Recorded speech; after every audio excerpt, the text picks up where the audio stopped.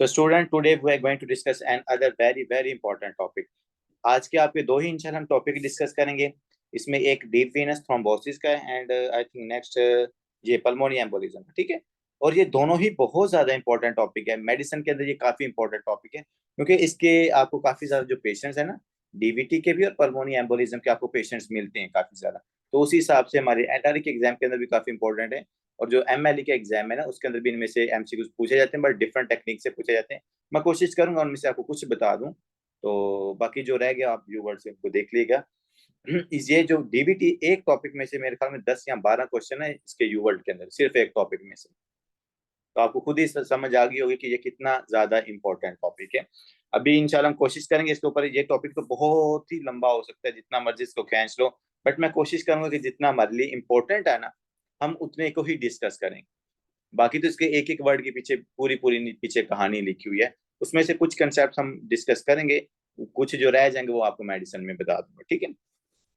तो बच्चों स्टार्ट करते हैं sir, deep venous thrombosis. Deep venous thrombosis का क्या मतलब है कि सर जो हमारी डीप वेन्स हैं, उन डीप वेन्स के अंदर अगर क्या हो जाए, थ्रोम्बस बन जाए, तो उसको हम क्या कहते हैं, डीप वेनस थ्रोम्बोसिस। बच्चों आपको पता है आपकी जो वेन्स होती हैं, दो टाइप्स की वेन्स होती हैं। कुछ हमारे पास होती हैं सुपरफिशियल वेन्स जो आपको ऊपर से नजर आ रही होती हैं, और कुछ हमारे पास होती हैं डीप वेन्स, ठीक है, जिनके अंदर प्रेशर ज्यादा होता है। अब दो टाइप्स की हमारे पास है, superficial when and the deep veins. इनमें से बच्चों जो आपकी डीप वेन्स होती है ना, डीप वेन्स के अंदर क्या है, ज्यादातर डीप वेन्स के अंदर क्या होती है, थ्रोम्बोसिस होती है।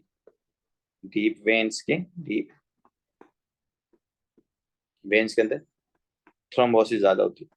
अब सर डीप वेन्स के अंदर ही ज्यादा थ्रोम्बोसिस क्यों होती है, वाई नॉट सुपरफिशियल वेन्स, ठीक है। सुपरफिशियल वेन्स के अंदर क्यों नहीं इतनी ज्यादा थ्रोम्बोसिस होती है। वैसे तो थ्रोम्बोसिस देखो बच्चों, वेन में भी हो सकती है, आर्टरी में भी हो सकती है, सुपरफिशियल में भी हो सकती है, आपकी डीप में भी हो सकती है। बट ज्यादातर जो थ्रोम्बोसिस होती है ना, वो डीप वेन्स के अंदर होती है। अब उनके ना काफी ज्यादा रीजन है। एक मैं रीजन आपके साथ ये बता देता हूँ कि जो आपकी डीप वेन्स होती है ना, उनका ल्यूमन होता है कम। क्या है, जो डीप वेन्स होती है उनका ल्यूमन होता है छोटा है। जब ल्यूमन हमारे पास छोटा होता है ना, तो उसकी वजह से उस एरिया के अंदर जो ब्लड का फ्लो होता है ना, वो हमारे पास ब्लड का फ्लो भी क्या होता है, कम हो जाता है। जब ब्लड का फ्लो उस साइड की तरफ कम होगा, तो बच्चों उसके अंदर जो हमारा ब्लड है उसको स्टेसिस का मौका मिल जाता है, जिसकी वजह से वहां पर डीप वेनस थ्रोम्बोसिस हो सकती है। दूसरे नंबर पर क्या कह रही मैडम आप, दूसरे नंबर पर सर एक तो हमारे पास ये हो गया कि ल्यूमन का जो एरिया होता है वो हमारे पास कम होता है, ठीक है। दूसरा मैंने कहा कि उधर जो ब्लड का फ्लो होता है वो भी हमारा डिक्रीज होता है। ब्लड फ्लो भी आपका क्या है, डिक्रीज है। जब ब्लड का फ्लो कम होता है, तो आपके जो ब्लड को स्टेसिस का मौका ज्यादा मिल जाता है।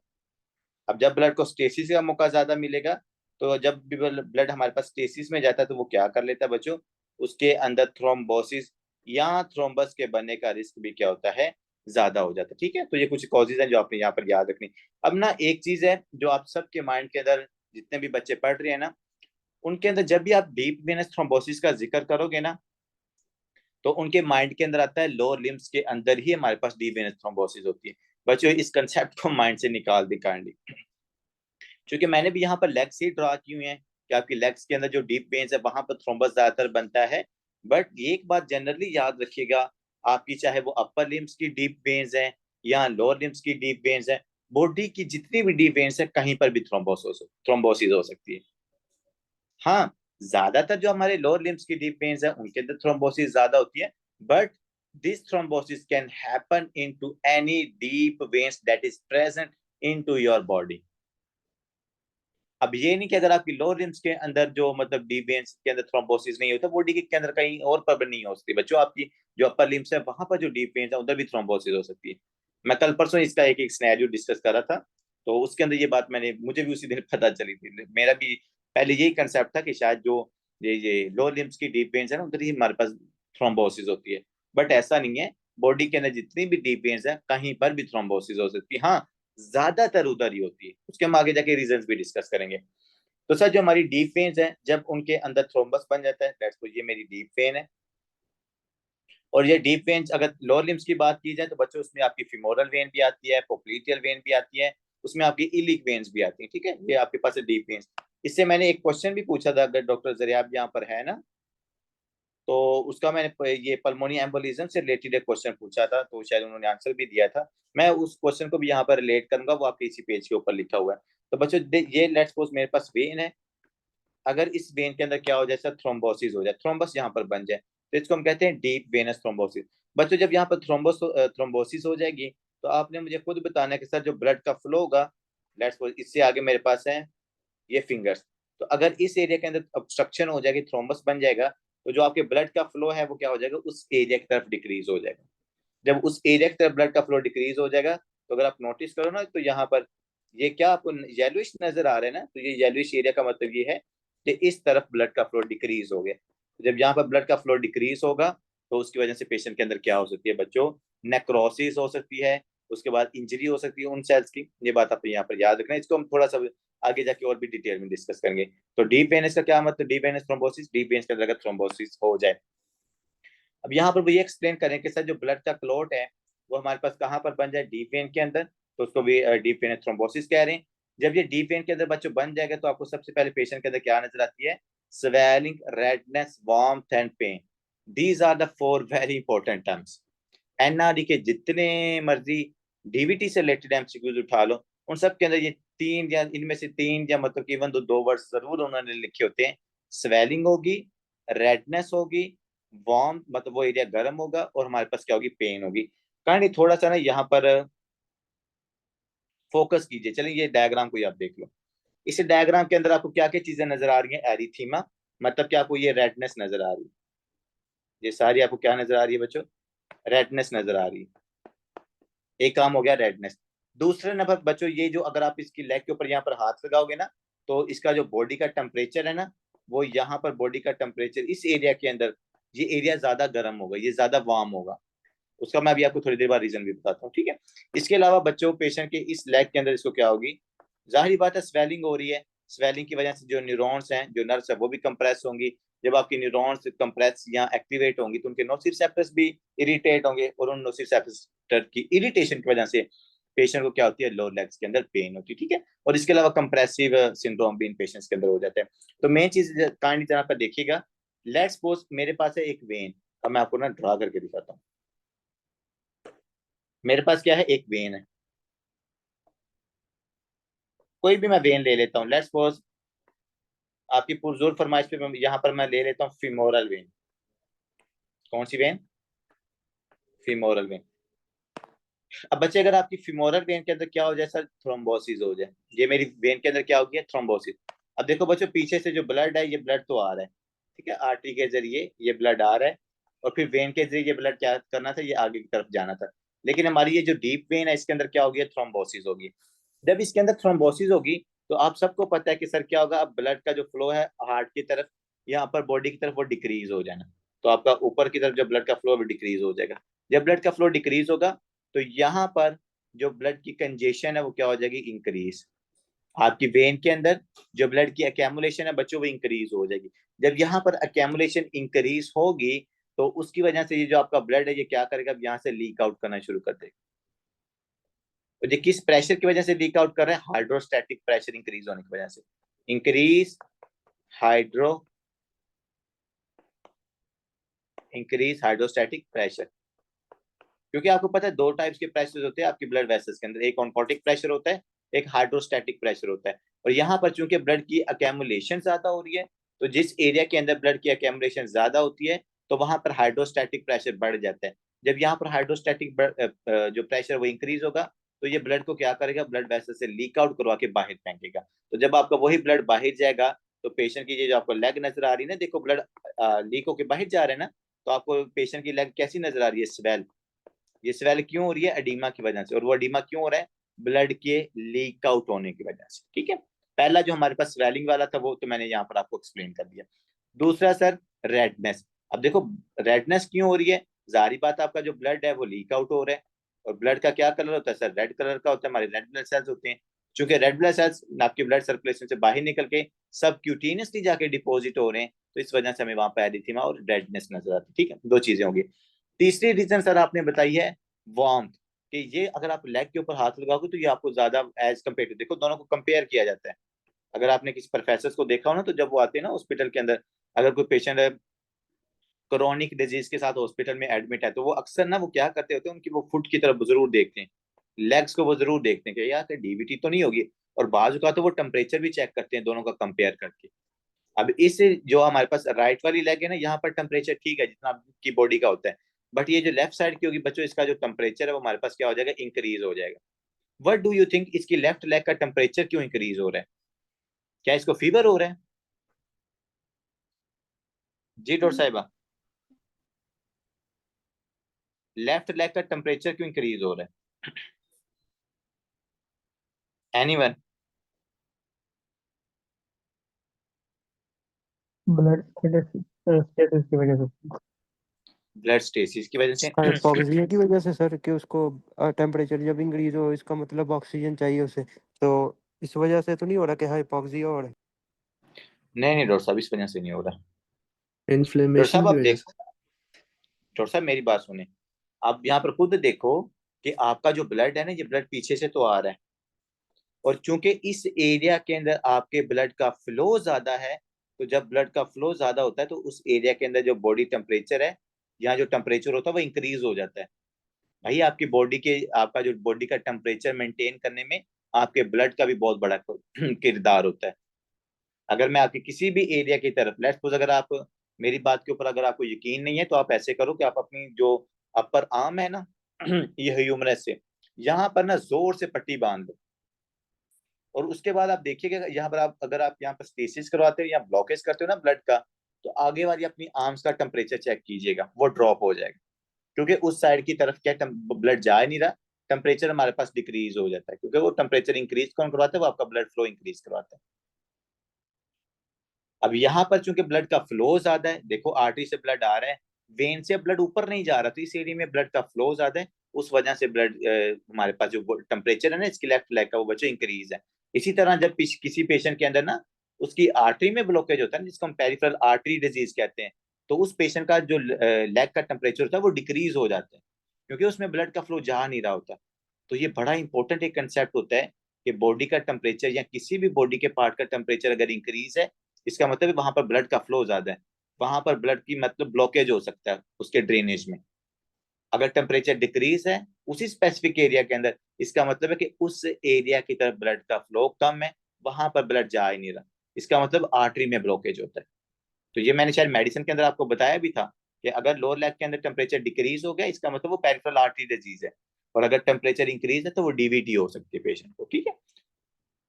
तो बच्चों ये जो तीन सिम्टम्स हैं इनको अच्छे से याद रखना है। स्वेलिंग क्यों हो रही, मैंने रीजन बता दिए। रेडनेस क्यों हो रही है, रीजन बता दिए। वार्म क्यों है, रीजन बता दिए। वहां पर पेन क्यों हो रही है, वो भी आपको रीजन बता दिए। ये चार सिम्टम जरूर याद रखिएगा, समझ लो आपके काफी ज्यादा एमसीक्यू सॉल्व हो गए, ठीक है। अब आगे आते हैं कि सर इनके कॉजेज क्या हैं। यहाँ पर मैं अब लिखने जा रहा हूँ कॉजेज के डीवीटी के, सर रीजंस क्या हैं। बच्चों इसके रीजन एक्सप्लेन किए जाते हैं हमारी एक ट्राई एड से जिसका नाम है विर्चू ट्राई एड। ये विर्चू ट्राइएड काइंडली ना भूलिएगा। मैंने आपको सिर्फ दो तीन ट्राइएड अच्छे तरीके से याद करवाने हैं, वैसे तो बहुत सारे ट्राइएड्स हैं बट एनआरई के अंदर ये ज्यादातर पूछे जाते हैं। बाकी हम इंशाल्लाह फर्स्ट एड के अंदर भी काफी सारे पढ़ लेंगे। एक हमारे पास होता है विर्चू ट्राइएड, और एक हमारे पास होता है चारकोट ट्राइएड। हाँ जी, क्या होता है चारकोट ट्राइएड, कौन मुझे बताएगा? What is a Charcot triad? Any brilliant student? यार इतनी देर में तो बंदा सर्च करके बता देता है। किसी को भी चारकोट ट्राइएड का नहीं पता यार, अभी मैंने, इसका मतलब आप लोग ग्रुप के अंदर जो चीज सेंड की जाती है उसको खोल के देखते हैं। On the right upper quadrant pane, I think right upper quadrant.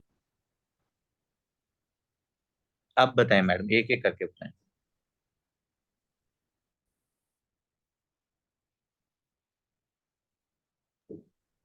Sir ये वो अपना लीवर के रिलेटेड तो नहीं होता? लीवर होता है मेरे ख्याल से, जॉन्डिस होती है, और राइट अपर कॉर्नर पेन। ठीक है, फीवर होता है, राइट अपर क्वाड्रेंट पेन होती है, और पेशेंट को जॉन्डिस होता है, ठीक है जी। ये चार का ट्राइएड है। बाइलरी ट्री के अंदर ऑब्स्ट्रक्शन की वजह से ये पेशेंट के अंदर आता है।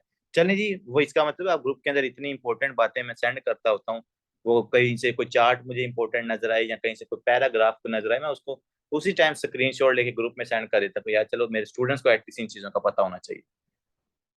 वो आपको आइडिया भी नहीं है वो कितनी इंपॉर्टेंट चीज़ें जो आपको आगे जाके हेल्प करनी है हमेशा। जो और जो भी आप डिस्कस करोगे ना इंशाल्लाह, उसके अंदर आपको कोई ना कोई इंटरेस्टेड फैक्ट ही नजर आएगा। जैसे मैंने कल भी आपको डिस्कस किया था कि अगर कोई पेशेंट आता है ना पेन के साथ, लेट्स सपोज उसको एपिगैस्ट्रिक पेन है, और पेन को ठीक करने के लिए हम क्या देते हैं, एनर्जेसिक्स देंगे। और हमारे पास एक ऐसा, और उसकी पेन ठीक हो जाती है मोस्ट ऑफ द केसेस के अंदर, ठीक है। लेकिन हमारे पास एक ऐसा केस भी होता है जिसके अंदर पेशेंट को एपिगैस्ट्रिक पेन है, लेकिन मैंने उसको ऊपर से एनसेड दी या मैंने ओपियोइड्स दी, तो उस पेशेंट की जो पेन थी वो और ज्यादा वर्स हो गई थी, वो और ज्यादा सीवियर हो गई थी। तो वो कौन सी ऐसी कंडीशन है जिसके अंदर एनाल्जेसिक देने के बावजूद जो पेन है वो, मतलब एनाल्जेसिक देने की वजह से जो पेन है वो और ज्यादा सीवियर हो जाती है। हाँ जी,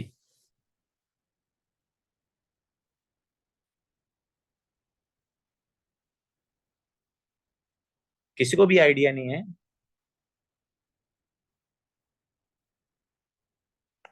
चलिए, अच्छा कि आप लोगों ने वैसे मुझे बता दिया। सर अच्छा कि मैसेज आप, में लिख रहे हैं मुझे। ठीक हो, क्या लिखा भाई, आप ही मुझे बता दो पढ़ के।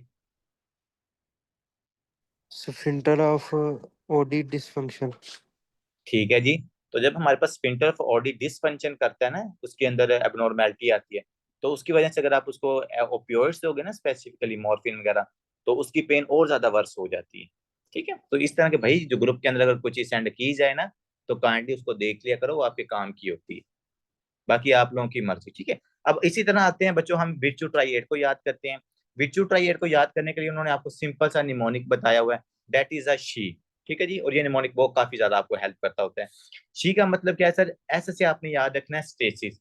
देखो बच्चों, और ये सारे कॉजेज हैं, ये कॉजेज ऑफ डीवीटी हैं। सबसे पहले स्टेसिस आपने याद रखना कि सर स्टेसिस की वजह से जब भी ब्लड स्टेसिस में जाता है तो वो डीवीटी का आज करवा सकता है। अब देखो ब्लड किस किस कंडीशन में स्टेसिस में जा सकता है, देख सबसे पहली कंडीशन है पोस्ट ऑपरेशन।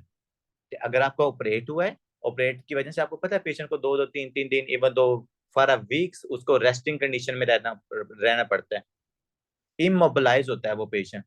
तो जब इमोबिलाइज होगा, रेस्टिंग कंडीशन में रहेगा, सुपाइन पोजीशन के अंदर वो लेटा रहेगा, तो उसका ब्लड क्या है, स्टेसिस में, क्योंकि वो मूव नहीं कर रहा, तो इसके अंदर डीवीटी का चांस बढ़ जाता है। इसके अलावा जो आपके यू वर्ड के अंदर सबसे ज्यादा एमसीक्यूज लिखे गए हैं, वो लॉन्ग ड्राइव से रिलेटेड लिखे गए, कि एक बिजनेसमैन था, वो बिजनेसमैन कहाँ पे, न्यूयॉर्क में गया, इतने घंटे की उसकी फ्लाइट थी, वो डायरेक्टली अब मेरे पास डिस्निया टेकिपनिया इस तरह की सिम्टम के साथ आ रहा है, तो उसको क्या हो सकता था, ठीक है, उसको और ना मतलब, यार माइक बंद कर लो, कौन है ये। तो उस पेशेंट को क्या हुआ था, डीवीटी हुई थी, और डीवीटी की वजह से पल्मोनी एम्बोलिज्म हो जाती है। तो सबसे पहले स्टेसिस, स्टेसिस के अंदर आप देख लो कोई भी कंडीशन है, चाहे वो आपके पास पोस्ट ऑपरेशन वाला पेशेंट है, चाहे वो हमारे पास लॉन्ग ड्राइव वाला पेशेंट है, और इवन तो अगर आप एक ही कंडीशन के अंदर काफी देर से खड़े हुए हो ना, इसको हम कहते हैं प्रोलॉन्ग स्टैंडिंग, प्रोलॉन्ग स्टैंडिंग। और इसकी एग्जांपल मैं आपको क्या दूंगा, that is a security guard. आपको पता है सिक्योरिटी गार्ड बेचारे, या जो सिक्योरिटी गार्ड हम कहते हैं, सिक्योरिटी गार्ड जो कई कई घंटे तक खड़े रहते हैं, 10-10 12-12 घंटे तक ना, तो उनके अंदर भी जो ब्लड है वो स्टेसिस के अंदर जाता है, उनके अंदर डीवीटी और पल्मोनी एम्बोलिज्म का रिस्क इंक्रीज हो जाता है। ठीक है, तो शी से आपने स्टेसिस याद रखनी है। नेक्स्ट बच्चों, हाइपर कोएगुबिलिटी स्टेट।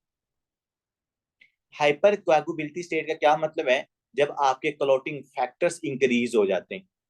और आपको पता है जो थ्रोम्बोसिस होती है, यहाँ जो आपके खून का लोथड़ा बनता है, यहाँ जो ब्लड क्लॉट बनता है, वो किसकी वजह से बनता है, वो इन क्लॉटिंग फैक्टर्स की वजह से बनता है।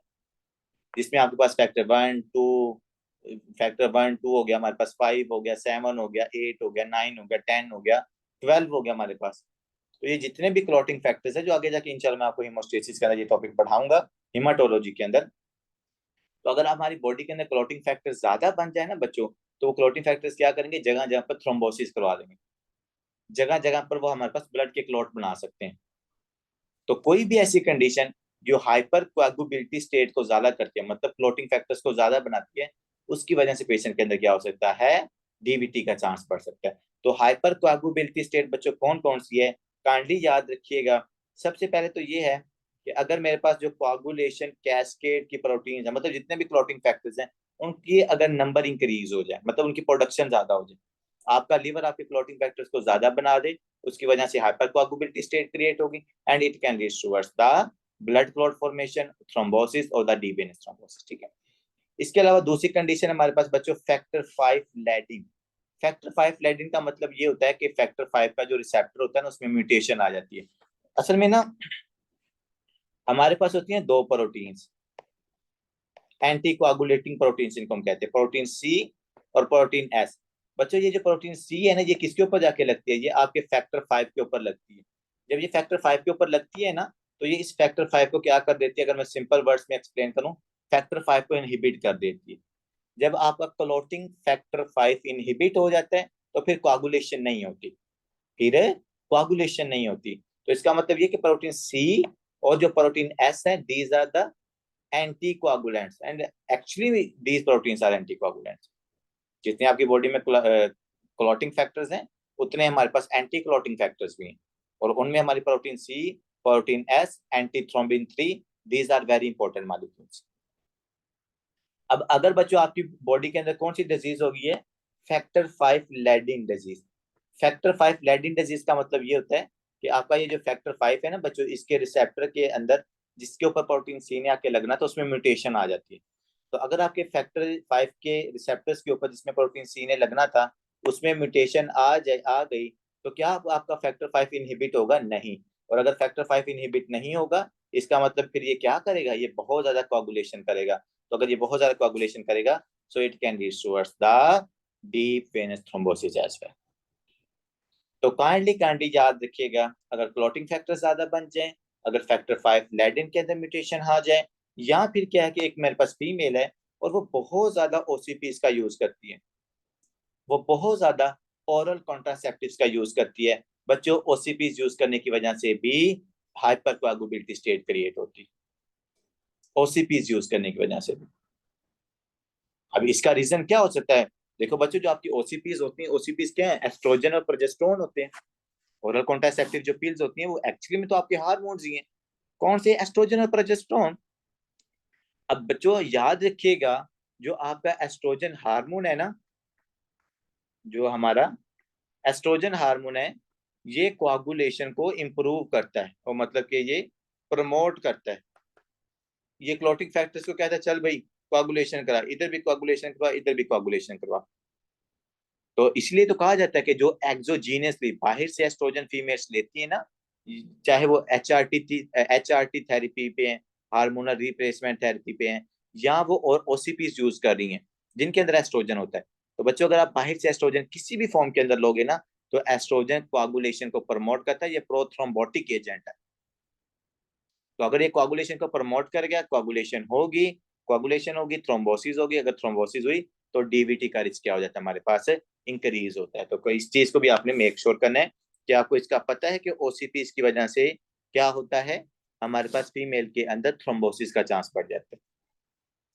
ये मैं अभी पिछले दिन कॉन्ट्रासेप्टिव्स पढ़ा रहा था बच्चों को, तो उसके अंदर भी मैंने इस चीज को एक्सप्लेन किया था कि ओसीपीज यूज करने की वजह से पेशेंट के अंदर एमआई का, डीवीटी का, स्किमिक स्ट्रोक का रिस्क इंक्रीज हो जाता है। तो यहाँ पर याद रखना क्यों, क्योंकि ओसीपीज में एस्ट्रोजन है, एस्ट्रोजन प्रोथ्रोम्बोटिक एजेंट है, मतलब ये ज्यादा कोआगुलेशन को प्रमोट करता है।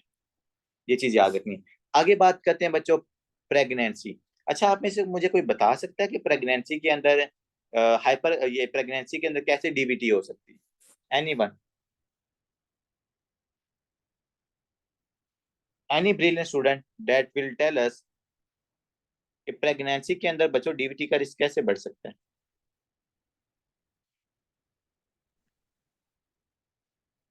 ज्यादा प्रोड्यूस होते हैं सर, यही एस्ट्रोजन प्रोजेस्टेरोन। एस्ट्रोजन और प्रोजेस्टेरोन ज्यादा रिलीज होते हैं, ठीक है ये रीजन भी है।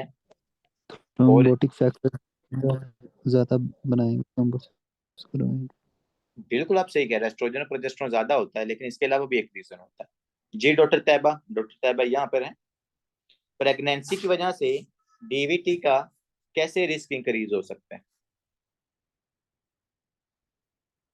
जी डॉक्टर इफ्रा। इतने एस्ट्रोजन और प्रोजेस्टेरोन हार्म ज्यादा होते हैं तो वो ठीक है प्रोथ्रोम्बिन फिर फैक्टर होते हैं ना फिर। Sir is it because pressure की वजह से अगर वेन्स कंप्रेस हो जाए तो मे बी स्टेसिस पीछे की तरफ हो जाए मे बी। वो स्टेसिस तो नहीं होगा, वो तो ब्लड का ब्लॉकेज होगा ना। चलो बच्चों, मुझे आपने एक बात बतानी है, प्रेगनेंसी के अंदर क्या फीमेल चाहती है कि उसकी बॉडी से ब्लीडिंग हो?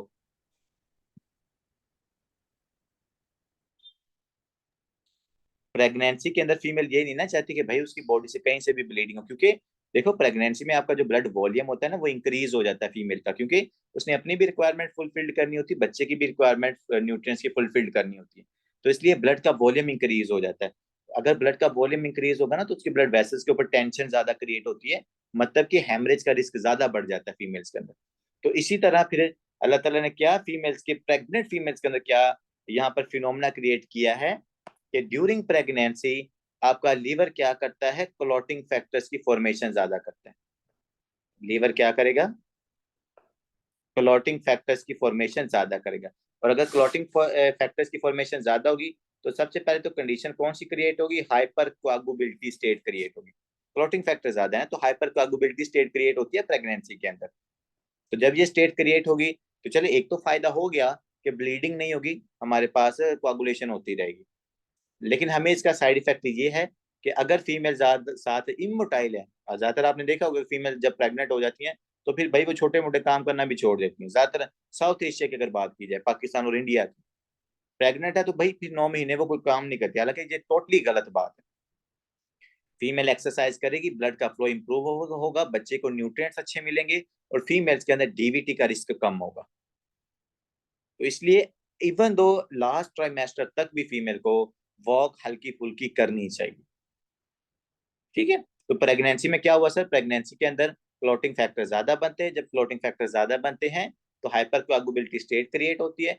और जब हाइपर कोआगुबिलिटी स्टेट क्रिएट होगी और अगर फीमेल इमोटाइल है, मतलब कि सर वो एक्सरसाइज भी नहीं कर रही, वॉक भी नहीं करती, तो उसके अंदर क्या हो जाएगा? डीवीटी का रिस्क इंक्रीज हो जाएगा। ठीक है बच्चों, इसके अलावा आप एक सर और चीज को फर्स्ट ऐड कर लो। डिमोथिलेशन मेरी जी,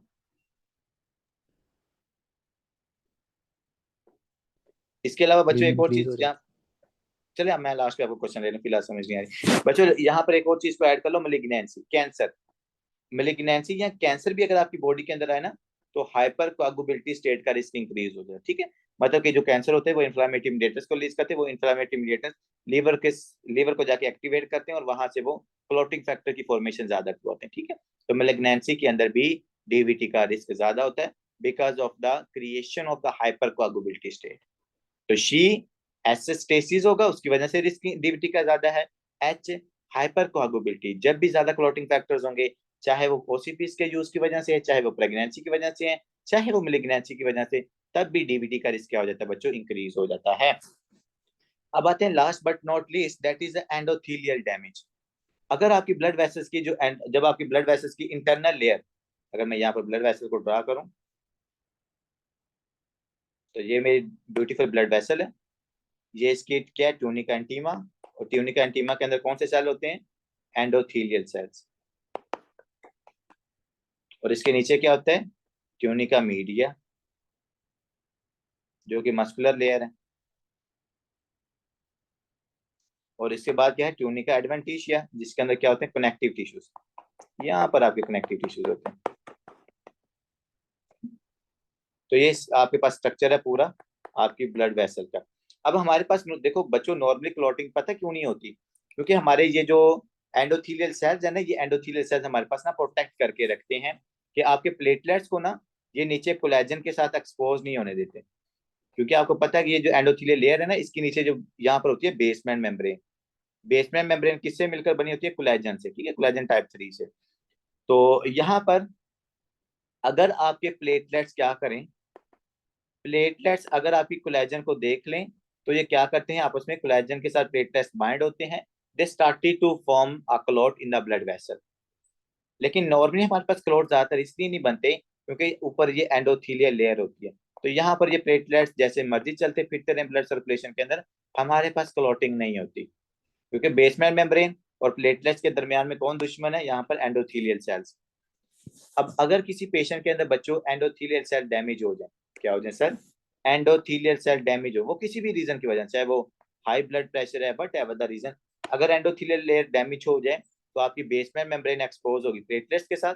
जब प्लेटलेट्स के साथ ये एक्सपोज होगी, it started to form clot at specific area of your blood vessel. तो अगर यहाँ पर क्लॉट बन जाएगा तो उसकी वजह से क्या होगी, यहाँ पर थ्रोम्बोसिस हो जाएगी।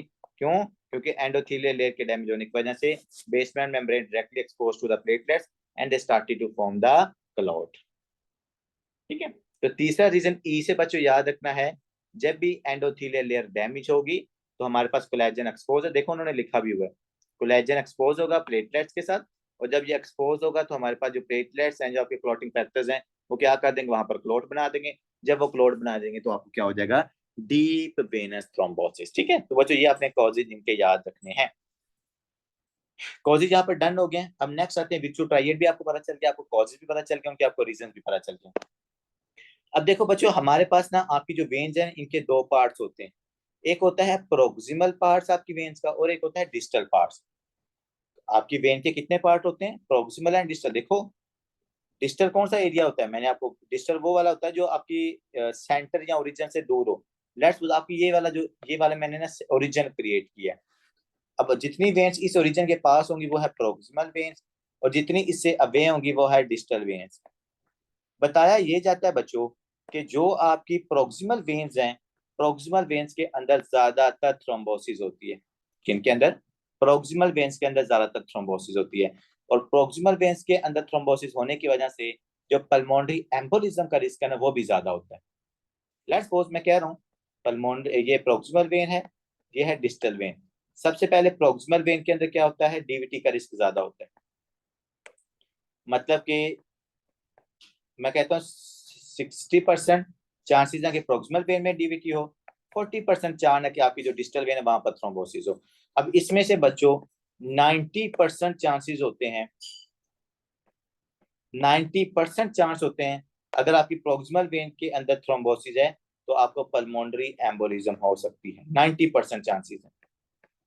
बट अगर आपकी डिस्टल वेन के अंदर थ्रोम्बोसिस है ना, तो यहाँ पर 10% चांसेस हैं कि उस पेशेंट के अंदर पल्मोनरी एम्बोलिज्म हो।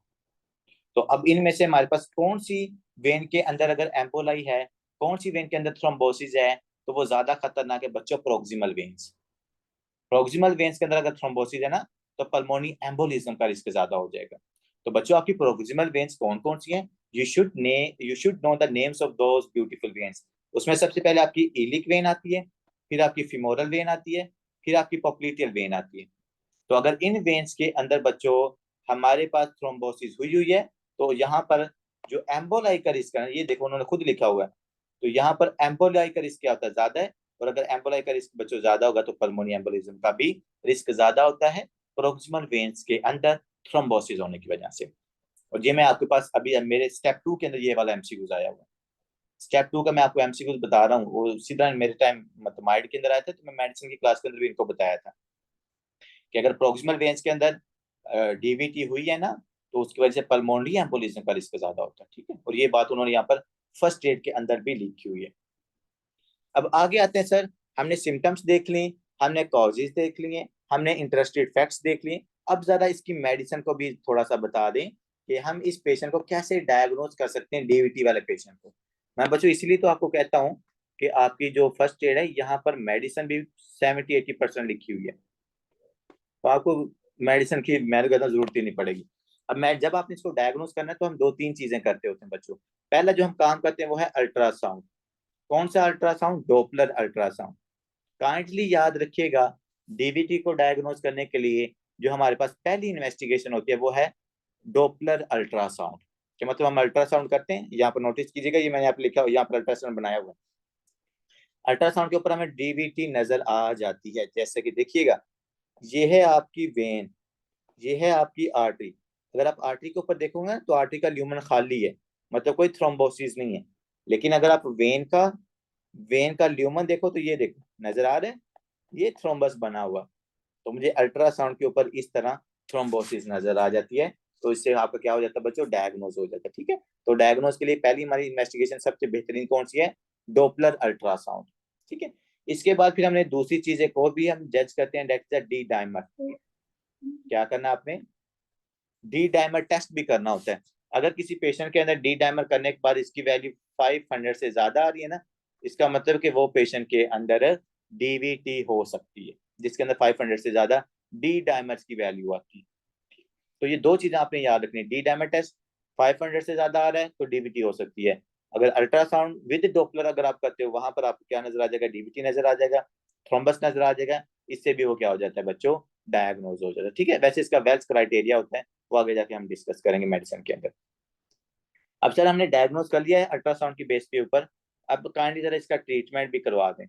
क्या करें इसका ट्रीटमेंट? मैं इसलिए कह रहा हूँ, ये देखो ये बेसिक का काम नहीं है, बट उन्होंने यहाँ पर मेंशन कर दिया आपका मेडिसिन का भी सारा काम। तो अच्छी बात है भाई, हम यहाँ पर लर्निंग कर रहे हैं इनके साथ साथ। जब आपने बच्चों डॉपलर अल्ट्रासाउंड के ऊपर डीवीटी डायग्नोज हो जाएगी, फिर आपने क्या करना है, नेक्स्ट ट्रीटमेंट करना है। ट्रीटमेंट के लिए हम इसको क्या देंगे, एंटीकोगुलेंट्स, जो इसके क्लॉट को तोड़ सके। तो एंटीकोगुलेंट्स के लिए सबसे बेहतरीन ड्रग जो हम स्टार्ट के अंदर यूज कर सकते हैं बच्चों, वो कौन सी है, डेट इज अनफ्रैक्शनेटेड हेपरिन। तो भाई हेपरिन को यूज किया जाता है डीवीटी के केस के लिए। सबसे पहले हम ये अनफ्रैक्शनेटेड हेपरिन को यूज करते हैं। अगर आपने प्रोफिलैक्सिस के लिए इस्तेमाल करनी है ना, लेट्स सपोज कोई स्टूडेंट है या सिक्योरिटी गार्ड है या किसी की फ्लाइट लंबी है, तो उसने प्रोफिलैक्सिस के लिए यूज करनी है कि उसके अंदर डीवीटी हो ना जाए, तो उसको चाहिए वो एनॉक्साप्रिन इस्तेमाल करे, लो मॉलिक्यूलर वेट हेपरिन। कौन सी प्रोफिलैक्सिस के लिए कौन सी मेडिसिन यूज करनी है बच्चों, enoxaparin, that is a low molecular weight heparin. और इसके अलावा अगर हमारे पास आपकी हेपरिन काम नहीं करी, लेट्स सपोज एक पेशेंट था, उसको आपने अनफ्रैक्शनेटेड हेपरिन दी है, और हेपरिन देने के बावजूद उसका काम नहीं हुआ, डीवीटी ठीक नहीं हुई, तो बच्चों सेकंड लाइन ट्रीटमेंट पूछा जाता है, वो कौन सी एंटीकोगुलेंट्स आपने देनी है, that is the factor 10 inhibitor, includes the apixaban and the rivaroxaban. These are the very very important drugs. अगर हेपरिन बच्चों काम नहीं कर रही या हेपरिन नहीं है, तो सेकंड लाइन डॉक्टर शिराज कौन सी मेडिसिन आपने देनी है, एंटीकोगुलेंट कौन सी ड्रग देनी है, रिवारोक्साबैन या एपिक्साबैन। मैं हिमाटोलॉजी के अंदर आपको मैकेनिज्म ऑफ एक्शन भी इनके बताऊंगा। रिवारोक्साबैन और जो एपिक्साबैन है ना, ये फैक्टर 10 इनहिबिटर्स होती हैं, और हेपरिन के बाद हम सेकंड लाइन के तौर पर ना इनको यूज करते होते हैं। ठीक है, अब दूसरे नंबर पर एपिक्साबैन होगी सर, रिवारोक्साबैन हो गया, और हमारे पास हेपरिन होगी। बच्चों एक बात याद रखिएगा, यहाँ पर लिखा है अनफ्रैक्शनेटेड हेपरिन। तो अनफ्रैक्शनेटेड हेपरिन की कोई मुझे कॉन्ट्रा इंडिकेशन बता सकते हैं, कौन से पेशेंट को हमने अनफ्रैक्शनेटेड हेपरिन नहीं देनी? जी doctor Taiba, what do you think, ये जो हाई मॉलिक्यूलर वेट हेपरिन है, ये कौन से पेशेंट को आपने नहीं देनी? सर एफिब वाले में। उसमें तो हम देते होते हैं मैडम, हम्म, उसमें तो क्लोटिंग हो रही होती है ना, तो उसमें हम देते होते हैं। वॉल्स वाले, मैकेनिकल वॉल्स वाले में सब नहीं पता। रीनल फेलियर वाले पेशेंट को काइंडली ना दीजिएगा, क्योंकि इसका जो एक्सक्रीशन है वो आपकी किडनी से होनी है। समझ आ गई? जी जी जी। चलें जी। तो बच्चों अभी ऊपर हमने बहुत इंपॉर्टेंट टॉपिक डीवीटी को डिस्कस कर लिए। हाँ जी, डीवीटी के अंदर क्या क्या पढ़ा हमने, हमने उसकी सिम्टम्स देखी, किस पेशेंट किस तरह अपीयर होता है वो हमने देखा, हमने उसके कॉजेज देखे, विच टू ट्राई हमने समझा, कौन सी वेन्स के अंदर ज्यादा चांसेस होते हैं बनने के, प्रोक्सिमल या डिस्टल के अंदर, या उसके अलावा हमने उसको डायग्नोज कैसे करना है, हमने ट्रीट कैसे करना है, पेशेंट प्रेजेंट कैसे करेगा, और कुछ हम फिर हमने कॉन्ट्राइंडिकेशंस भी साथ ही डिस्कस करनी। ठीक है, फर्स्ट लाइन थेरेपी कौन सी है, हेपरिन, प्रोफिलैक्सिस के लिए एनॉक्साप्रिन, सेकंड लाइन थेरेपी कौन सी है सर, रिवारोक्साबैन और एपिक्साबैन। ठीक है, तो ये इस तरह हमारा जो डीवीटी का हमने हर एंगल से इस टॉपिक को डिस्कस कर लिया। ठीक है, इंशाल्लाह अब आपको मेडिसिन के अंदर भी मसला नहीं होगा। अब नेक्स्ट टॉपिक की तरफ हम बच्चों आते हैं, that is the pulmonary embolism. अब देखो पल्मोनरी एम्बोलिज्म का क्या, पेशेंट हमारे पास डीवीटी वाला है ना, जिसके अंदर डीप वेनस थ्रोम्बोसिस हुई है, तो अगर वहां से थ्रोम्बस आपका टूट के आ जाए, breakdown of the thrombus is called the emboli. और वो अगर एम्बोलाई आपके लंग्स के अंदर या पल्मोनरी आर्टरीज या पल्मोनरी वेन्स के अंदर आके ऑब्स्ट्रक्शन काज कर दे, तो उसकी वजह से पेशेंट के अंदर क्या हो सकती है, पल्मोनरी एम्बोलिज्म हो सकती है। ठीक है, अब पल्मोनरी एम्बोलिज्म सिर्फ ये नहीं है कि वो डीवीटी से ही होती है बच्चों, मैं आपको इसके कॉजेज सारे बताऊंगा। गैस की वजह से भी हो सकती है, फैट की वजह से भी हो सकती है, बोन फ्रैक्चर्स की वजह से भी हो सकती है, प्रेग्नेंट फीमेल्स की डिलीवरी के दौरान भी हो सकती है। तो इसके काफी सारे कॉजेज होते हैं, बट तमाम कॉजेज के अंदर यही है कि हमारे पास क्या बन के आए बच्चों, अगर एम्बोलाई आए वहां से बन के, और वो एम्बोलाई आपकी पल्मोनरी आर्टरीज या इसकी ब्रांचेस के अंदर आके ऑब्स्ट्रक्शन काज कर दे, वो एम्बोलाई कुछ भी हो सकता है बच्चों, वो क्लॉट भी हो सकता है, वो एयर बबल भी हो सकता है, वो हमारे पास फैट भी हो सकती है, वो कुछ भी हो सकता है, ठीक है। ज्यादातर यही नहीं होता कि हमारे पास जो थ्रोम्बोसिस से थ्रोम्बस टूट के आए सिर्फ वही है, वो हमारे पास गैस हो, जो सबसे मतलब कि ज्यादा डेंजरस है, वो आपके पास गैस बबल होता है। तो ये चीज आपने यहाँ पर एम्बोलाई याद रखना है। एम्बोलिज्म के अंदर क्या क्या हो सकती है वो मैंने आपको सारी चीजें बता दी हैं। अब सर पल्मोनी एम्बोलिज्म का क्या मतलब है? पल्मोनी एम्बोलिज्म का मतलब ये है कि अगर ये emboli obstruction of the pulmonary artery cause कर दे, कि जो पल्मोनरी आर्टरी है अगर उसकी ऑब्स्ट्रक्शन हो जाए तो इसकी वजह से पल्मोनरी एम्बोलिज्म हो। वैसे तो एम्बोलिज्म कई टाइप्स की होती है, ठीक है। सेरेब्रल एम्बोलिज्म हो गया है, हमारे पास अपर लिम्स एम्बोलिज्म हो गया है, हमारे पास किसी और आर्टरी की एम्बोलिज्म हो गया, लेकिन पल्मोनी एम्बोलिज्म तब है जब आपकी पल्मोनी आर्टरी के अंदर ऑब्स्ट्रक्शन होगी। यहाँ पल्मोनी आर्टरी की, यहाँ जो पल्मोनी आर्टरी की आगे छोटी छोटी ब्रांचेस अगर वहां पर ऑब्स्ट्रक्शन होता है, ठीक है बच्चों। तो obstruction of the pulmonary artery और its branches by the foreign material, ठीक है जी। तो हमारे पास फॉरेन मटेरियल के अंदर भी उन्होंने बताया हुआ है, जैसे अगर बाहर से एयर आ जाए या कोई बोन फ्रैक्चर होकर फैट आ जाए तो आपकी इस आर्टरी के अंदर ऑब्स्ट्रक्शन काज कर दे, तो ये क्या करेगी फिर हमारे पास बच्चों पल्मोनी एम्बोलिज्म। और आपको पता है अगर पल्मोनी आर्टरी के अंदर ऑब्स्ट्रक्शन हो जाएगी तो मेरे लंग्स की तरफ ब्लड नहीं जाएगा प्रॉपर्ली, और अगर लंग्स की तरफ ब्लड प्रॉपर्ली नहीं जाएगा तो हमारे पास गैसेस एक्सचेंज नहीं होगा प्रॉपर्ली। गैसेस एक्सचेंज नहीं होगा तो पेशेंट के अंदर क्या क्रिएट हो जाएगा? हाइपोक्सीमिया कंडीशन क्रिएट हो जाएगी, ठीक है। और वी बटा क्यू के अभी आपको मैं यहाँ पर कंसेप्ट देता हूँ। डेट ओरिजिनेटेड एल्सवेयर, देखो वो कह रहा है कि आप हमारी बॉडी में कहीं और से वो फॉरेन पार्टिकल बना है और वो पल्मोनी आर्टरी के अंदर ऑब्स्ट्रक्शन काज करके पल्मोनी एम्बोलिज्म यहाँ पर काज कर रहा है। Affected alveoli are well ventilated but not perfused. देखा, यही तो बात हमने उस दिन डिस्कस की थी कि सर अगर आपने प्रॉपरली गैसियस एक्सचेंज करवाना है तो उसके लिए क्या क्या चीजें जरूरी हैं सर? उसके लिए एक तो वेंटिलेशन जरूरी है कि एयर जानी चाहिए, और दूसरी क्या चीज जरूरी है सर? ब्लड भी तो जाना चाहिए जिसके साथ एयर अपना गैसियस एक्सचेंज करे। तो गैसियस एक्सचेंज के लिए दो चीजें होना जरूरी है, एक परफ्यूजन मतलब ब्लड का फ्लो, और दूसरा हमारे पास वेंटिलेशन मतलब एयर का फ्लो। अगर वेंटिलेशन के अंदर कोई प्रॉब्लम आ जाए या हमारे पास परफ्यूजन में प्रॉब्लम आ जाए तो भाई यहाँ पर आपके पास गैसेस एक्सचेंज नहीं होगा। पर पल्मोनी एम्बोलिज्म वाले पेशेंट के अंदर चूंकि सर आर्टरी के अंदर ऑब्स्ट्रक्शन होती है, तो जब आर्टरी के अंदर ऑब्स्ट्रक्शन होगी तो मेरे लंग्स की तरफ ब्लड का फ्लो ही नहीं होता, मेरे लंग्स में ब्लड जाएगा ही नहीं। तो जब मेरे लंग्स के अंदर प्रॉपरली ब्लड नहीं जाएगा तो आपका ये जो V/Q है ये क्या हो जाएगा बच्चों? मिसमैच हो जाएगा, ठीक है। तो आपके पास पल्मोनी एम्बोलिज्म के अंदर सबसे पहली बात आपने जो यहाँ तक याद रखनी है that is the V/Q mismatch हो जाता है, क्योंकि ब्लड ही नहीं जा रहा आपके भाई लंग्स की तरफ। तो उस तरह फिर हमारे पास जितनी नॉर्मल V/Q 0.8 था ना, अब वो इसकी वैल्यू 0.8 है, नहीं आएगी, ठीक है। तो ये हमारा V/Q मिसमैच कर जाता है, that is a point number 1 in pulmonary embolism. अब नेक्स्ट आते हैं कि सर ये जो पेशेंट हमारे पास पल्मोनी एम्बोलिज्म वाले पेशेंट होते हैं ये प्रेजेंट कैसे करते हैं? Very important, presentation of the pulmonary embolism is very important. तो मैं यहाँ पर ना इसके पॉइंट्स बनाता हूँ ताकि आप जब लिखो ना तो आपको हर चीज समझ आ रही हो। यहाँ पर हम इसकी लिखने लगे हैं प्रेजेंटेशन, या इससे जो ज्यादा बेहतर लफ्ज है वो है क्लिनिकल फाइंडिंग्स या सिम्टम्स, कि पल्मोनी एम्बोलिज्म वाला पेशेंट किन सिम्टम के साथ बच्चों प्रेजेंट करता है। उसमें सबसे पहले आती है सडन ऑनसेट डिस्निया, मतलब पेशेंट हॉस्पिटल में एडमिट था, उसका ऑपरेट हुआ, ऑपरेट के बाद पिछले 6 दिन से वो बंदा अपने मतलब के बेड के ऊपर ही था। अब सडनली उसको क्या हुआ कि डिस्निया होना शुरू हो गया, शॉर्टनेस ऑफ ब्रेथ होना शुरू हो गया, सीवियर चेस्ट पेन होना शुरू हो गई। तो इस पेशेंट में क्या हुआ है? 6 से 7 दिन पे सर इमोटाइल है, डीवीटी हुई, वहां पर जो डीवीटी के अंदर थ्रोम्बस बना था वहां से टूटा एक एम्बोलाई, वो एम्बोलाई पल्मोनी आर्टरी में आके ऑब्स्ट्रक्ट हुआ। जब पल्मोनी आर्टरी के अंदर आके वो ऑब्स्ट्रक्ट होगा तो वो यहाँ पर क्या काज करवा देता है? पल्मोनी एम्बोलिज्म, जिसकी वजह से इस पेशेंट के अंदर एक्यूट सिम्टम्स आ रहे हैं। और एक्यूट सिम्टम में क्या है? Sudden onset dyspnea, very important, मतलब पेशेंट लेटा लेटा वो उसको अचानक सिम्टम आना शुरू हो जाती है। फिर क्या होता है? प्लूरिटिक चेस्ट पेन। बच्चों मैंने आपको पहले भी बताया हुआ कि कुछ हम स्पेसिफिक डिजीजेस के अंदर ही प्लूरिटिक चेस्ट पेन होती है।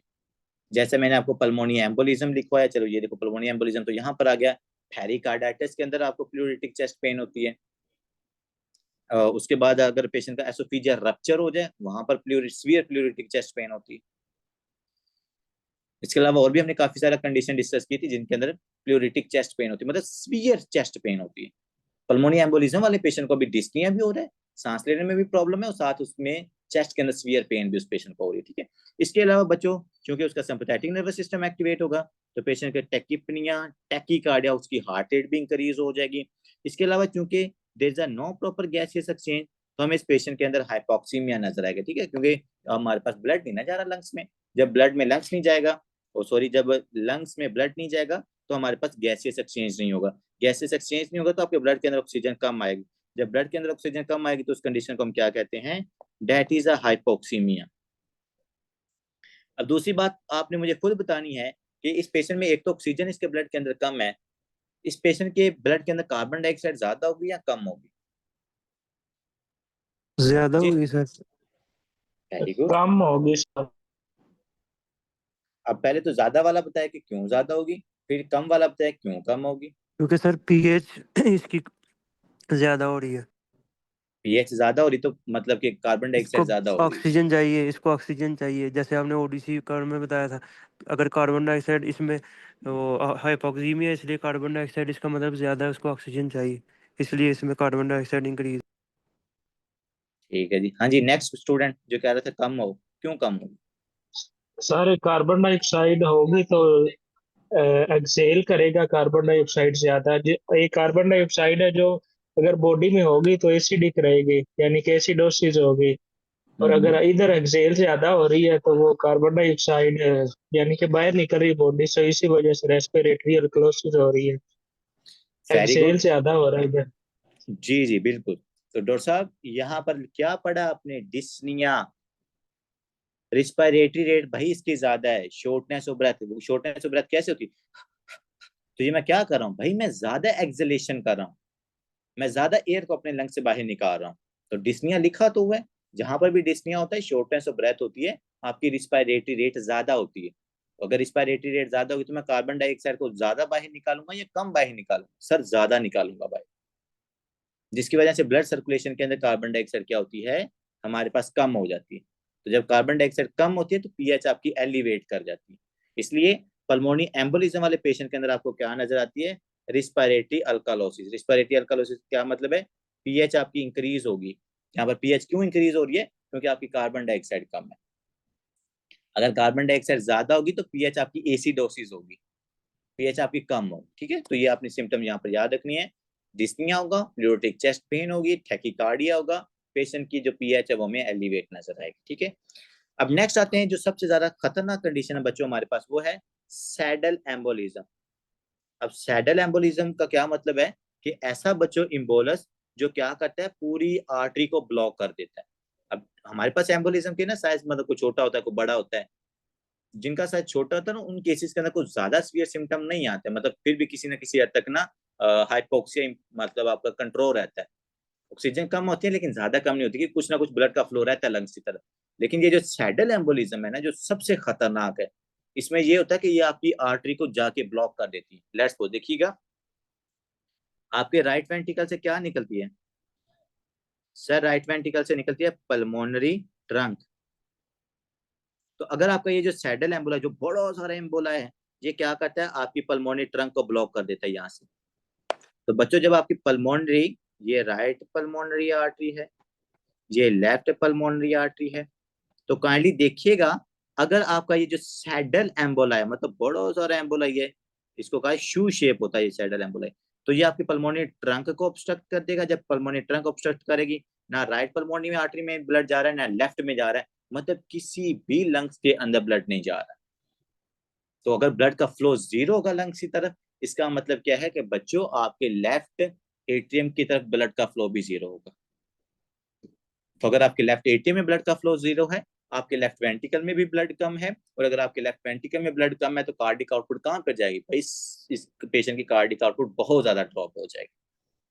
और अगर सडनली इतनी ज्यादा कार्डिक आउटपुट आपकी ड्रॉप हो जाएगी, आपके ब्रेन को ब्लड सप्लाई नहीं मिलेगी, पेशेंट की डेथ हो जाएगी। तो saddle embolism can leads towards the sudden death of the patient. यही चीज उन्होंने यहाँ पर भी शायद मेंशन की है। लार्ज पल्म एम्बोलाई और the saddle emboli may cause the sudden death due to the clot preventing blood flow from the left ventricular filling and increase the right ventricular size, further compromise the left ventricular filling. अब इस condition को बच्चों हम कहते हैं obstructive shock. Obstructive shock कैसे हुआ? Shock मैंने आपको क्या बताया हुआ, शॉक का मतलब होता है आपकी जब टिश्यूज की परफ्यूजन कम हो जाए या जब आपकी कार्डिक आउटपुट कम हो जाए। तो यहाँ पर हुआ क्या सीन है कि सर, चलो मैं आपको यहाँ पर ड्रा करके दिखा देता हूँ। ये राइट वेंट्रिकल है बच्चों, ये आपका लेफ्ट वेंट्रिकल, ठीक है।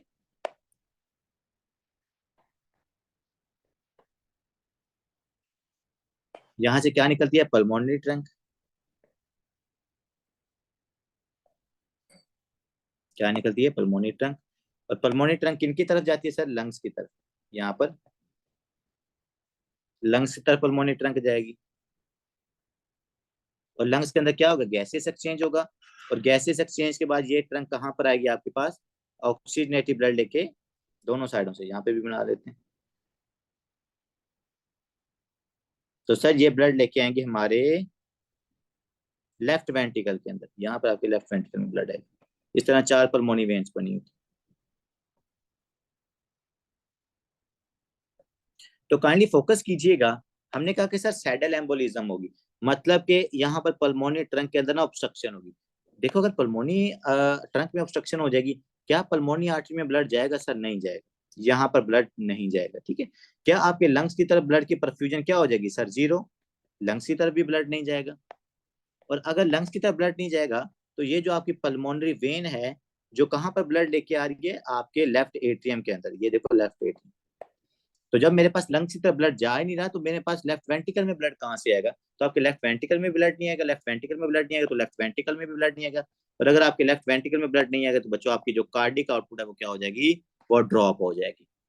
जब वो ड्रॉप हो जाएगी मतलब बाजू का तो जीरो ही हो जाती है। तो जब ये जीरो हो जाएगी तो आपकी पूरी बॉडी को ब्लड नहीं मिलेगा। और जब पूरी बॉडी को ब्लड नहीं मिलेगा, it can lead towards the obstructive shock और पेशेंट की डेथ हो जाएगी।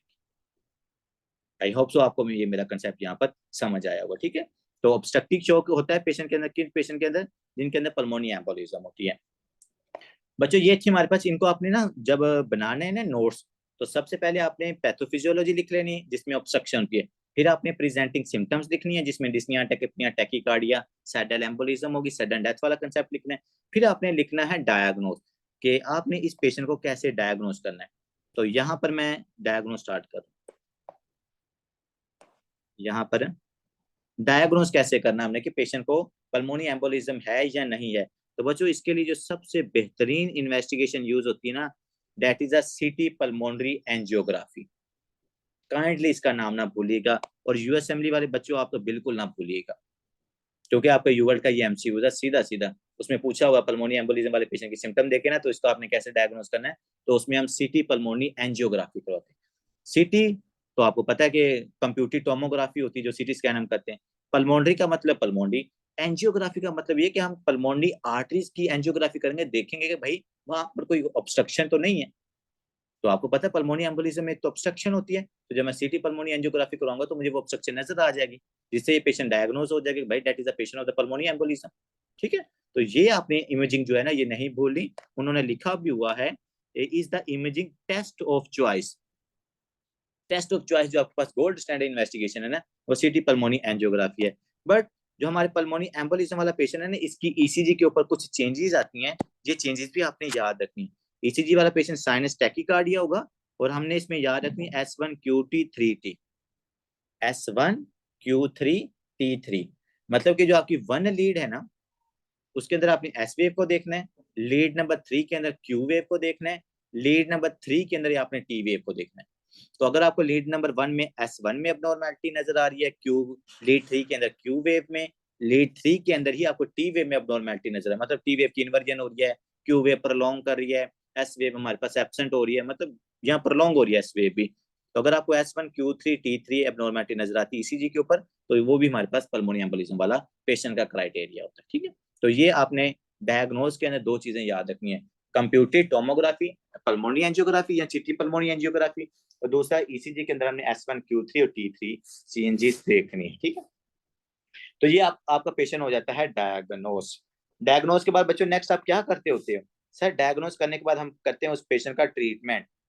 तो आपको पता है यहाँ पर एम्बोलाई बना हुआ, क्लोट बना हुआ है, तो उस क्लोट को तोड़ने के लिए हम क्या करते हैं, एंटी कोआगुलेंट्स ड्रग्स देते हैं। और एंटी कोआगुलेंट्स ड्रग्स हम ज्यादातर कौन सी यूज करते हैं बच्चों, हेपरिन। वही बात है जो हमने डीवीटी में भी हेपरिन यूज की थी, यहाँ पर भी हम हेपरिन को यूज करेंगे। और अगर हेपरिन नहीं काम कर रही तो बच्चों डायरेक्ट हम क्या करेंगे, फैक्टर 10 इनहिबिटर यूज करेंगे। फैक्टर 10 इनहिबिटर कौन सी है, वही एपिक्साबेन एंड रिवारोक्साबेन। हेपरिन के बाद दूसरी जो ड्रग होती है ना बच्चों, ये फैक्टर 10 इनहिबिटर जी होती है, ठीक है। वो जो आप कहते हैं ना कि सर यहाँ पर हम हेपरिन और दूसरी का नाम मार्फिन, और क्या नाम है यार, मार्फिन कह रहा हूँ, दूसरी ड्रग जो होती है यार जो एम से स्टार्ट होती है, हेपरिन एंड मार्फिन ही होती है भाई। मोर्फिन तो वो एनाल्जेसिक होती है। warfarin. क्या, वारफ्रीन, सॉरी है, देखो तो दिमाग घुमा पड़ा है। वारफ्रीन, एक हम हेपरिन को यूज करते हैं बच्चों, दूसरी जो एंटीकोआगुलेंट होती है वो होती है वारफ्रीन। लेकिन वारफ्रीन को हम एक्यूट केसेस में इस्तेमाल नहीं करते। क्यों नहीं करते, क्योंकि वारफ्रीन को ना इफेक्ट लाने में कम से कम भाई 4 से 5 दिन चाहिए होते हैं। तो 4 से 5 दिन में बंदा वैसे ही अल्लाह के पास पहुंच जाएगा, तो इसलिए हमने वारफ्रीन नहीं देनी होती कभी भी एक्यूट सिम्टम्स के लिए। क्योंकि वारफ्रीन को सिम्टम्स या वारफ्रीन को अपना इफेक्ट लाने के लिए कम से कम 4 से 5 दिन लगते हैं, ठीक है। तो ये चीज आपने यहाँ पर याद रखनी है। अब देखो पेशेंट मेरे पास है एंटीकोआगुलेंट्स का, और साथ मतलब मैं उसको हेपरिन दे रहा हूँ ना। अब एक कंडीशन ऐसी कि पेशेंट की बॉडी के अंदर हो रही है ब्लीडिंग। क्या हो रहा है, पेशेंट की बॉडी के अंदर अगर कहीं से भी ब्लीडिंग हो रही है और उसके अंदर मुझे लगता है कि यार इस पेशेंट के अंदर ना पल्मोनी एम्बोलिज्म हो सकती है, तो जिस बंदे की बॉडी में बच्चों ब्लीडिंग होती है ना, उसको एंटी कोआगुलेंट्स कभी कभी कभी भी नहीं दिए जाते। ये काइंडली बात याद रखिएगा। थ्योरेटिकली और क्लिनिकली ये बहुत इंपॉर्टेंट कंसेप्ट है। अगर किसी पेशेंट की बॉडी के अंदर हेमरेज है, ब्लीडिंग हो रही है, भाई एंटीकोआगुलेंट्स नहीं देनी है आपने। एंटीकोआगुलेंट्स दोगे तो और ज्यादा जो सिम्टम्स हैं वो हमारे पास वर्स हो जाएंगे, क्योंकि एंटीकोआगुलेंट्स का काम है वो क्लॉट्स नहीं बनने देती। तो एक बंदे की बॉडी में ब्लीडिंग हो रही है, तो ब्लीडिंग करे तो हम चाहते हैं तो भाई क्लॉट बन जाए। अब यहाँ पर उसके अंदर क्लॉट नहीं बनेगा तो जो ब्लीडिंग है वो वर्स हो जाएगी। पेशेंट हमारे पास हाइपोवोलेमिक शॉक के साथ कोलैप्स कर सकता है। तो ब्लीडिंग वाले पेशेंट को आपने नहीं देनी, ठीक है। फिर जब पेशेंट की बॉडी के अंदर ब्लीडिंग हो रही तो सर मैं एंटीकोआगुलेंट्स नहीं दे सकती, तो उसमें फिर मैं क्या यूज करूंगा बच्चों, उसमें आपने यूज करना है IVC filter, inferior vena cava filter. Inferior vena केवा जो आपकी है ना बच्चों, उसमें हमने फिल्टर लगा देना, ताकि अगर डीवीटी वाला पेशेंट है ना, तो वहां से जो एम्बोलाई बने ना, तो वो आपके लंग्स की तरफ ना जाए, वो उस फिल्टर के अंदर ऑब्स्ट्रक्ट हो जाए। तो ये चीज काइंडली याद रखिएगा। अगर एंटीकोआगुलेंट्स आपकी कॉन्ट्रा इंडिकेटेड है ना बच्चों, तो हम क्या यूज करेंगे sir, we will use the intra inferior vena cava filter, ठीक हो गया। तो यहाँ पर हमने इसकी सिम्टम भी देख ली, डायग्नोज भी कर लिया, हमने इसको ट्रीट भी कर लिया, मेडिसिन की भी सारी चीजें देख ली हैं। अब हम आते हैं इसकी टाइप्स के ऊपर। इसकी हमने टाइप्स के ऊपर, अच्छा ये एक ऊपर और कंसेप्ट है, ये हम शायद मिस कर गए। That is a lines of जहन। क्या है जो ये लाइंस ऑफ जहन है ना, ये पता क्या होती है, ये लाइंस ऑफ जहन अगर हम यहाँ पर डायग्राम के अंदर देखो ना, तो ये बनी हुई, ये जो आपको रेड कलर की नजर आ रही है ना लाइंस ऑफ जहन, ये होती है जब पेशेंट के अंदर ना हमने डिफ्रेंशिएट करना होता है कि इस पेशेंट के अंदर जो एम्बोलिज्म हुई है ना, वो मतलब मरने से पहले हुई है या बाद में हुई है। क्योंकि लाइन ऑफ जैन बनती है कोआगुलेशन की वजह से, मतलब क्लॉट अगर बना हो ना, तो उसके ऊपर ये लाइन ऑफ जैन बन जाती है। तो अगर आपने किसी बंदे में डिफ्रेंशिएट करना हो ना कि यार इसमें पल्मोनी एम्बोलिज्म की वजह से इसकी डेथ हुई है, या डेथ होने के बाद इसकी बॉडी में क्लॉट्स बने, मैं क्या कह रहा हूँ, अगर आपने किसी पेशेंट में देखना है ना कि इस पेशेंट की मतलब के पल्मोनी एम्बोलिज्म की वजह से डेथ हुई है, या इस पेशेंट के अंदर मरने के बाद मतलब के कोआगुलेशन हुई है, तो फिर उस पेशेंट के अंदर हमने क्या क्या चीजें देखनी होती है, वो है लाइंस ऑफ जैन। ये हम देखते हैं उसकी पोस्टमार्टम करना है आपने। पोस्टमार्टम के बाद अगर आपको ये वाली लाइंस नजर आती हैं उसके क्लोट के ऊपर, तो उस पेशेंट के अंदर क्या है, वो पहले से ही बना हुआ, देखो जैसे यहाँ पर उन्होंने मेंशन किया ना, lines of Zahn are interdigitating areas of pink platelets and fibrin मिलके ये बनाती हैं, रेड ब्लड सेल्स भी इनमें इन्वॉल्व होते हैं, और ये बनती हैं बिफोर डेथ। तो अगर लाइन ऑफ जैन बनी है ना, तो इसका मतलब भाईजान इस पेशेंट की ना पल्मोनी एम्बोलिज्म की वजह से डेथ हुई है। तो ये नहीं कि मरने के बाद, क्योंकि मरने के बाद भाई आपकी पूरी बॉडी में क्लॉट्स हो बन जाते हैं। तो लेकिन उन क्लोट्स के ऊपर अगर लाइन ऑफ जैन है, इसका मतलब है कि उस क्लोट्स की वजह से आपकी डेथ हुई है, वो डेथ के बाद नहीं बनी हुई, ठीक है। तो ये चीज आपने याद रखनी है। Pre and post mortem thrombi के अंदर डिफरेंशिएट करने के लिए हम लाइंस ऑफ जैन को इस्तेमाल करते हैं। अगर लाइन ऑफ जैन प्रेजेंट है, इसका मतलब है कि भाई मरने से पहले इसके अंदर बॉडी में क्लॉट्स बने। अगर ये एब्सेंट है इसका मतलब मरने के बाद इसकी बॉडी में क्लोट्स बने होंगे। आगे आते हैं बच्चों, यहाँ पर हम डिस्कस करते हैं टाइप्स। क्या करनी है हमने, जो पल्मोनी एम्बोलिज्म की डिफरेंट टाइप, एम्बोलाई की जो डिफरेंट टाइप्स है ना, कि जैसे फैट का एम्बोलाई हो सकता है, एयर का एम्बोलाई हो सकता है, बैक्टीरिया हो सकता है, एमनियोटिक फ्लूइड हो सकता है, ट्यूमर का एम्बोलाई हो सकता है। तो यहाँ पर डिफरेंट एम्बोलाई की टाइप्स हैं, इनको भी हम यहाँ पर डिस्कस कर लेते हैं। Type 1, type 2 and the type 3। ठीक है बच्चों, सबसे पहले हमारे पास है फैट एम्बोलाई। फैट एम्बोलाई, और ये 3 यू वर्ड के एमसीक्यूज है, ये तीनों यू वर्ड के एमसीक्यूज है। एक जगह पर फैट एम्बोलाई सिंड्रोम पूछा हुआ है, एक जगह पर कैसिन डिजीज पूछा हुआ है, एक जगह के ऊपर ना उसकी डिलीवरी करवा रहे थे, तो डिलीवरी के करवाने के बाद उसकी उन्होंने फीमेल की डेथ करवा दी, तो वो पल्मोनी एम्बोलिज्म का केस था वो वाला भी। तो बच्चों सबसे पहले हमने डिस्कस करना है fat emboli syndrome. Fat emboli syndrome बड़ा इंपॉर्टेंट कंसेप्ट है ये वाला भी। अब देखो बच्चों, फैट एम्बोलाई क्या होता है कि जब भी आपकी बॉडी के अंदर लॉन्ग फ्रैक्चर्स होते हैं ना, लॉन्ग बोन्स के फ्रैक्चर्स। अब लॉन्ग बोन्स के फ्रैक्चर्स कौन सी, आपकी ह्यूमरस हो सकती है, आपकी फीमर हो सकती है, उसके बाद आपकी रेडियस अल्ना, ये वाली जो बोन्स है ना, जब इनके फ्रैक्चर्स होते हैं ना, तो इनसे क्या निकलते हैं बच्चों, फैट्स निकलते हैं। और वो फैट्स क्या करेंगे, आपकी पूरी बॉडी में फैल जाएंगे, और फिर वो आप जब आपकी पल्मोनी आर्टरी में जाएंगे तो पल्मोनी एम्बोलिज्म काज करवा सकते हैं। इसके अलावा जो लोग करवाते हैं ना लिपोसक्शन, आपने देखा होगा वेट को लॉस करवाने के लिए ना हम लिपोसक्शन करवाते हैं। तो बच्चों जब लिपोसक्शन करवा रहे हो ना, तो उस दौरान भी जो आपके फैट्स के मालिक्यूल है ना, वो ब्लड सर्कुलेशन में आ जाते हैं। तो जो ब्लड सर्कुलेशन में आएंगे तो they can cause the pulmonary embolism. अब देखो फैट एम्बोलाई की वजह से बच्चों आपको फैट एम्बोलाई सिंड्रोम हो सकता है। फैट एम्बोलाई सिंड्रोम में बच्चों 3 चीजें हम देखते होते हैं। एक है उस पेशेंट में न्यूरोलॉजिकल सिम्टम्स, एक उस पेशेंट की स्किन के ऊपर रैशेस, और एक पेशेंट के अंदर पल्मोनी एम्बोलाई वाली सिम्टम। तो फैट एम्बोलाई क्या होता है, इसमें मल्टीपल मतलब कि हंड्रेड्स ऑफ एम्बोलाई बनते हैं।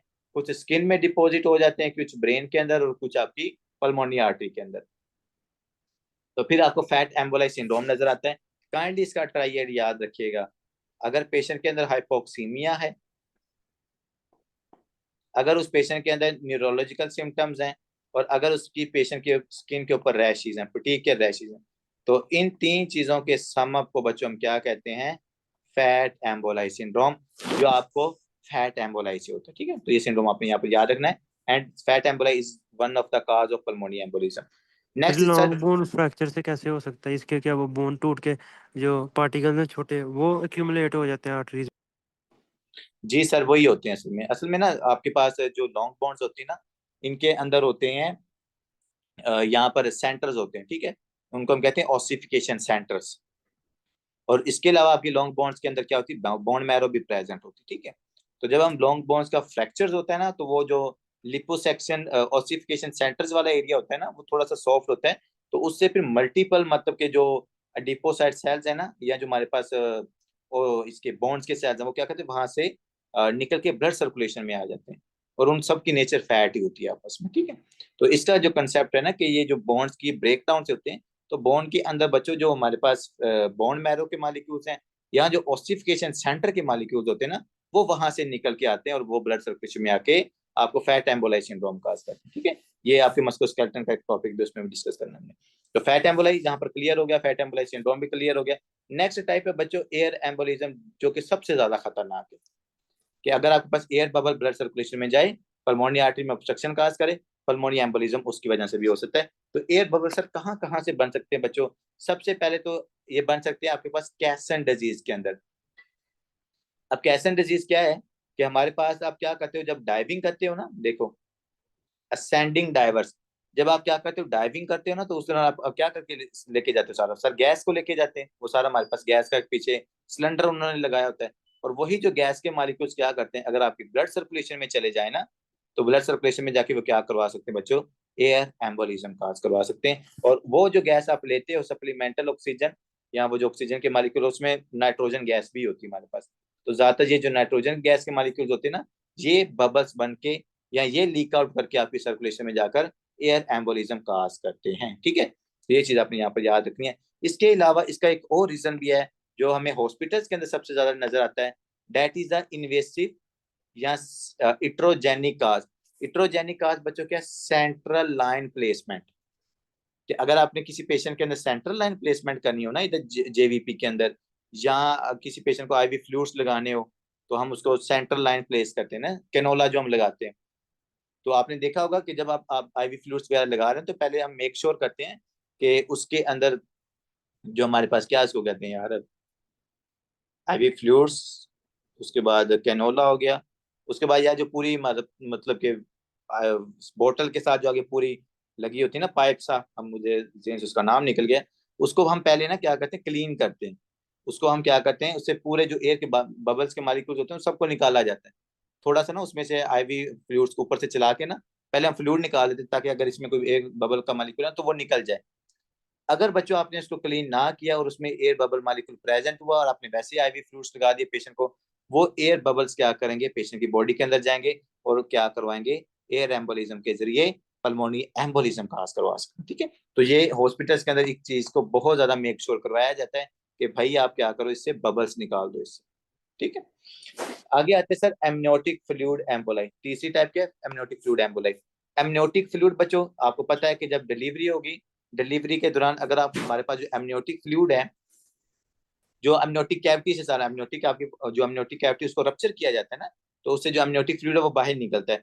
वो अगर एमनियोटिक फ्लूइड फीमेल की ब्लड सर्कुलेशन में चला जाए तो वो क्या काज करवाएगा बच्चों, it can cause the pulmonary embolism. ठीक है, और इसको पूरा मतलब उन्होंने केस को डिस्कस किया हुआ, इस तरह फीमेल थी, उसकी प्रेगनेंसी हुई, मतलब कि डिलीवरी हो रही थी, डिलीवरी के कुछ मिनट्स के बाद क्या हुआ, उसको शॉर्टनेस ऑफ ब्रेथ, टैकीकार्डिया ये सिम्टम आना शुरू हो गए। तो इसका क्या रीजन है, तो उसका रीजन ये होता है कि भाई इसकी पोस्टमार्टम के दौरान, मतलब डिलीवरी के दौरान क्या हुआ है, एमनियोटिक फ्लूइड सर्कुलेशन में गया, पल्मोनी एम्बोलिज्म उसने काज करवाई है। जब उसने पल्मोनी एम्बोलिज्म काज करवाई तो फीमेल के अंदर है पल्मोनी एम्बोलिज्म होगी। ठीक है, इसके अलावा बच्चों जो एमनियोटिक फ्लूइड है ना, it can also cause a DIC. DIC हम कहते हैं डिसेमिनेटेड इंट्रावस्कुलर कोआगुलेशन, और ये डीआईसी हम डिस्कस करेंगे आपकी हीमाटोलॉजी के अंदर। इसमें कोआगुलेशन भी होती है, ब्लीडिंग भी होती है। अगर आपने डीआईसी रिलेटेड एक चीज याद रखनी है ना, तो वो ये है, ये ऐसी डिजीज है जिसकी वजह से आपकी बॉडी के अंदर क्लॉटिंग भी होती है और ब्लीडिंग भी होती है, वह हर डिजीज है ये। इसके अलावा स्नेक बाइटिंग की वजह से भी क्लॉटिंग और ब्लीडिंग दोनों होती है। और यहाँ पर स्पेसिफिक आपने डीआईसी याद रखना, डिसेमिनेटेड इंट्रावस्कुलर कोआगुलेशन के अंदर क्लॉटिंग भी होती है, ब्लीडिंग भी होती है। इसका रीजन इंशाल्लाह मैं आगे जाके आपको हेमाटोलॉजी के अंदर क्लियर करूंगा।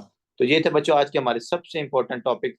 एक था पल्मोनी एम्बोलिज्म, और इनकी मेडिसिन भी होगी। आपने देखो पूरा पेशेंट को ठीक भी कर लिया, ट्रीटमेंट भी आज आपने सीख लिया है, आपने इन्वेस्टिगेशन भी सीख लिया है, और हमने डीवीटी दोनों इंपॉर्टेंट डिजीजेस को डिस्कस किया है। कल मैं आपसे ये 5 टॉपिक सुनूंगा, कल आपका ओरल टेस्ट होगा, और उसके बाद फिर हम आगे जो डिजीजेस हैं उनको इंशाल्लाह कंटिन्यू करेंगे।